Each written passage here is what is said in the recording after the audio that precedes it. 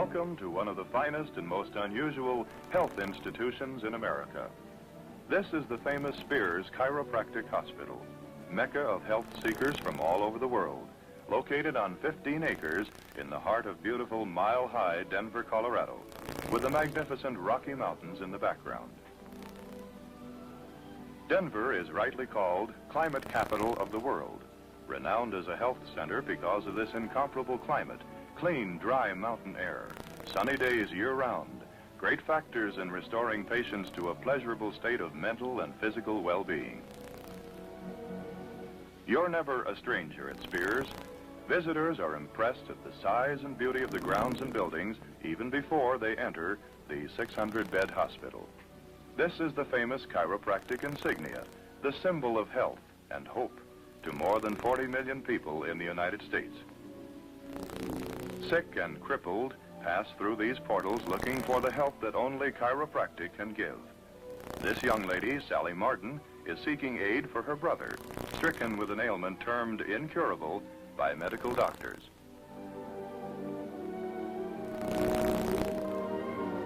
As Miss Martin passes through the spacious lobby, she is aware of an atmosphere as pleasing and welcoming as a friendly handclasp. Approaching the information clerk, she inquires for Dr. Dan Spears, co-director of the hospital. But in pediatrics, miracles are everyday happenings, happy happenings. Now, this tiny patient is thoroughly enjoying the correctional exercise.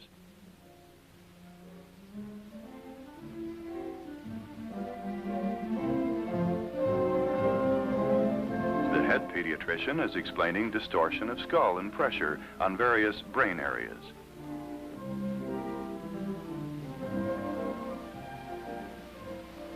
Massage and passive exercise are also valuable in rehabilitating small bodies as well as large ones, especially youngsters suffering from birth injuries or afflicted with polio, muscular dystrophy, and other crippling disorders.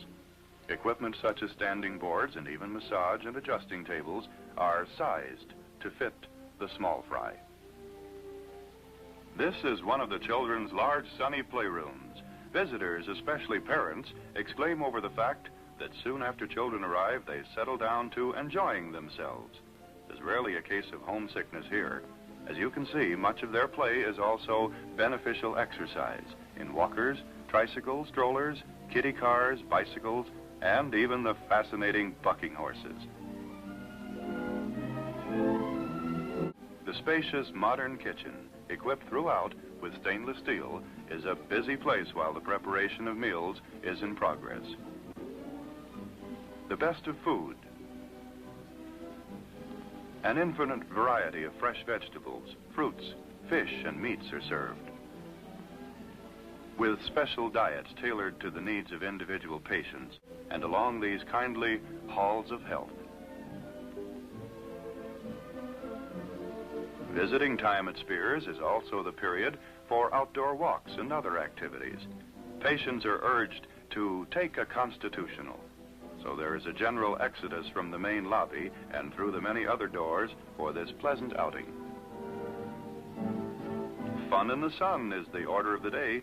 Here are more examples of that celebrated spirit of Spears, of friendly kindness and compassion for others, forgetfulness of their own ailments in their eagerness to aid fellow patients, patients helping patients, a spirit manifest throughout the hospital. Those who are blessed with use of arms and legs pushing others in wheelchairs, others playing with children.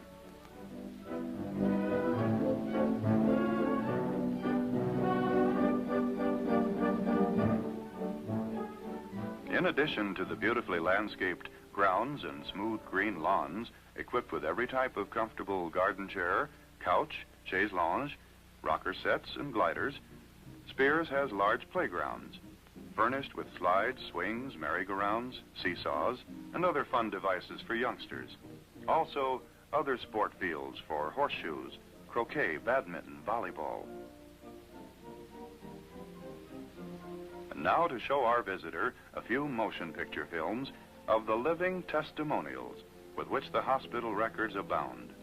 The patients who limped in or were carried in on litters, and walk out under their own power. This man's back was broken during the fighting on Iwo Jima in 1945. He was a helpless bed patient for years before coming to Spears. In just a few months, he was restored to normal health and normal life.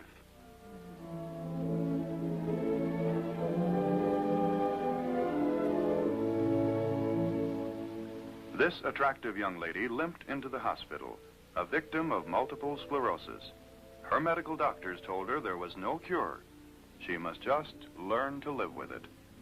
But Spears' doctors helped her to live without it, and she too returned home in good health and has since married.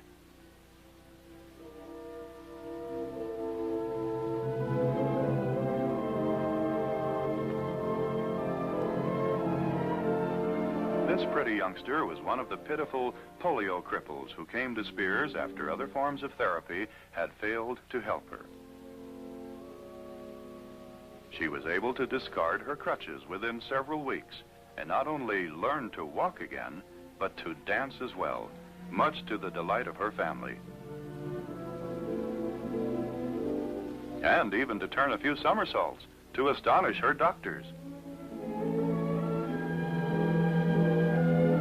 Another crippling disease known as Perthes, pronounced Partes, was the demoralizing ailment that brought this little fellow to Spears.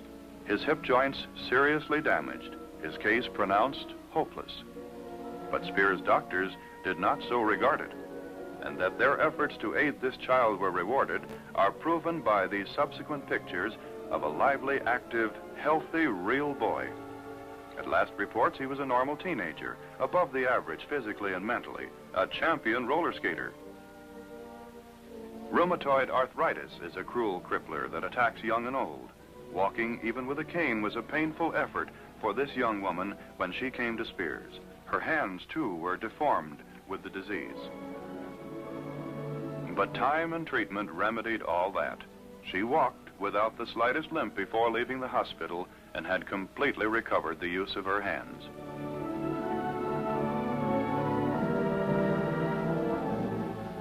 Pott's disease, tuberculosis of the spine, had crippled this pretty little girl who arrived at Spears weighted down with heavy body braces, with the sad prognosis from her medical doctors, incurable. Spears' doctors refused to accept this cruel verdict. It was a long, slow process, but the victory at the end of many months was well worthwhile when they watched the running, jumping youngster.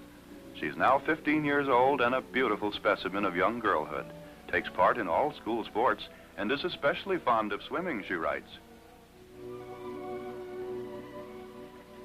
One of the many patients who came to Spears in a wheelchair as the result of an injury to her spine due to an accidental blow, this attractive young woman was temporarily paralyzed from the waist down. After several weeks' sojourn in the hospital, she was graduated from her wheelchair to a cane. Then, in another month, came the happy day when she could walk alone, without any support. Another of those patients who was wheeled in and walked out.